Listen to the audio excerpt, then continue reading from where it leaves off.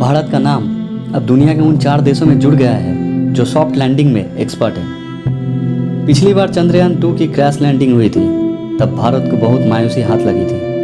अब चंद्रयान 3 की सफल लैंडिंग से विश्व को चांद से जुड़े कई सवालों के जवाब मिलेंगे। भारत ने विश्व में इतिहास रच दिया है। भारत का नाम अब दुनिया के उन 4 देशों में जुड़ गया है जो सॉफ्ट लैंडिंग में एक्सपर्ट है।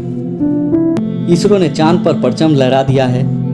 चंद्रयान 3 ने चांद की सतह पर अपने कदम रख दिए हैं। दुनिया का सबसे शक्तिशाली मुल्क अमेरिका चांद तक पहुंच गया, लेकिन चांद का रहस्य सुलझाने में नाकाम रहा।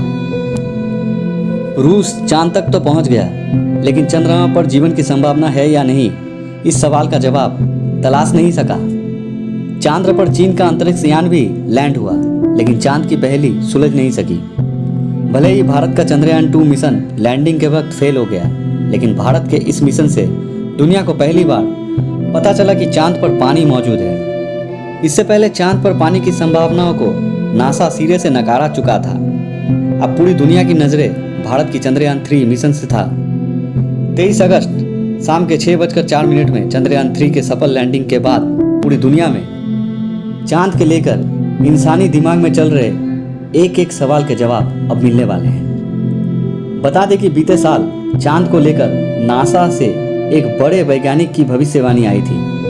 नासा के अंतरिक्ष प्रोग्राम के चीफ हार्वर्ड हू ने दावा किया था कि साल 2030 से पहले चांद पर इंसान लंबे वक्त तक रह सकता है। तो क्या धरती से 3,84,000 किलोमीटर दूर चंद्रमा पर जिंदगी संभव है?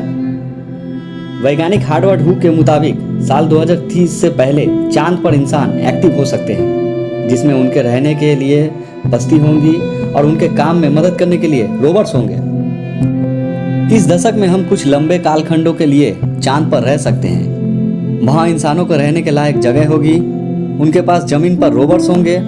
हम चांद के जमीन पर इंसानों को भेजेंगे और वो वहाँ रहकर वैज्ञानिक काम करेंगे।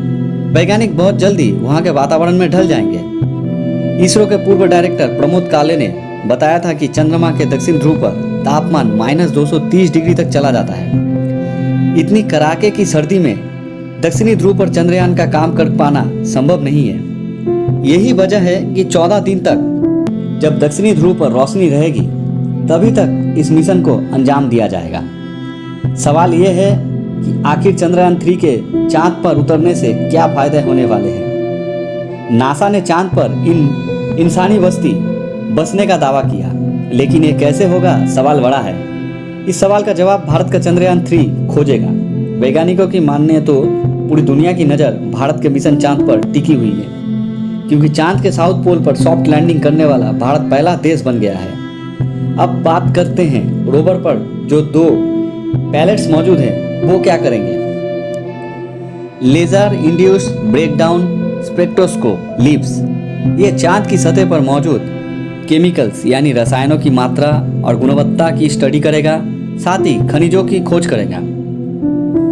Alpha particle X ray spectrometer APX ये एलिमेंट कंपोजिशन की स्टडी करेगा, जैसे magnesium, aluminium, silicon, potassium, calcium, tin और लोहा। इनकी खोज लैंडिंग के साइट आसपास चांद की सतह पर की जाएगी। कुल मिलाकर विक्रम लैंडर और प्रज्ञान रोवर मिलकर चांद के वायुमंडल, सतह, भूकंप, खनिज आदि की जांच करेंगे। इससे इसरो समेत दुनिया भर के वैज्ञानिकों को भविष्य की स्टडी के लिए जानकारी मिलेगी। रिसर्च करने में आसानी होगी। ये तो हो गई वैज्ञानिकों के लिए फायदे की बात। अब बात करते हैं देश को इससे क्या फायदा होगा। दुनिया में अब तक चांद पर सिर्फ 3 देश सफलतापूर्वक उतर पाए हैं, अमेरिका, रूस और चीन।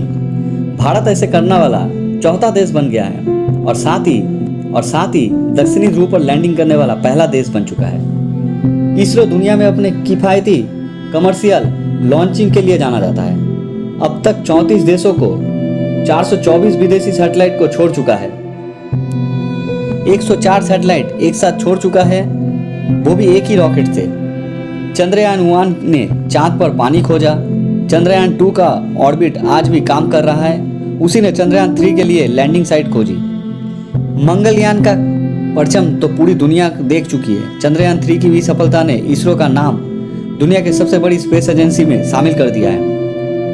चंद्रयान 3 का लॉन्चिंग सतीश धवन अंतरिक्ष केंद्र श्रीहरिकोटा से 14 जुलाई 2023 शुक्रवार को भारतीय समय अनुसार दोपहर 2:35 पर हुआ था।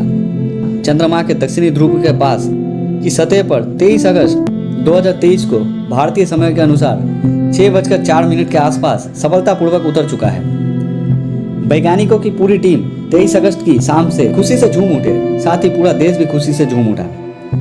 चंद्रयान 2 में जहां ऑर्बिट, लैंडर और रोवर था, वही चंद्रयान 3 में प्रपल्सन मॉड्यूल, लैंडर और रोवर है।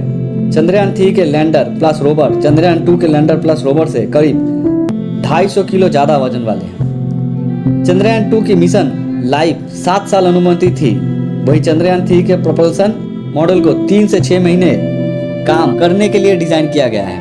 चंद्रयान 2 के मुकाबले चंद्रयान 3 ज़्यादा तेज़ी से काम करेगा। चंद्रयान 3 के लैंड में 4 थ्रस्टर लगाए गए हैं। हमारा ये वीडियो हम यहीं पर समाप्त करते हैं। आशा करते हैं आपको ये जानकारी पसंद आई है। वीडियो अगर पसंद आए तो एक लाइक कर दीजिएगा और आगे भी इस तरह के वीडियोस को देखने के लिए हमारे चैनल को सब्सक्राइब कर लीजिएगा। तब तक के लिए अपना ख्याल रखें, सुरक्षित रहें। मिलेंगे अपने अगले वीडियो में। Thank you.